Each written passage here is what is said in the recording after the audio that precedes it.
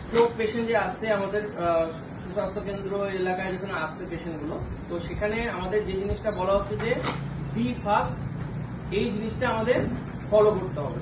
B fast মানে BEFAST, B for এখানে যেটাকে আমাদের বলা হচ্ছে, দিদিরা আপনারা জানেন হয়তো, ব্যালেন্স।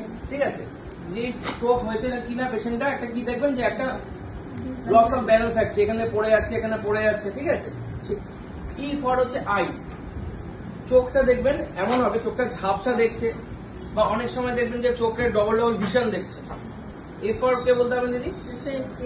ফেসিয়াল। ঠিক আছে, তো ফেসিয়াল একটা গ্রুপ হচ্ছে যেখানে ফেসিয়াল এখানে একটা জায়গা দেখবেন এরকম এরকম থাকে, স্ট্রোক পেশেন্ট এরকম এরকম থাকে সবসময়, কথা বলতে পারছে না এরকম ভাবে। এ ফর আর্ম, আর্ম হচ্ছে হ্যাঁ ঠিক বলেছেন, যেটা হচ্ছে একটা সাইড উইকনেস থাকবে।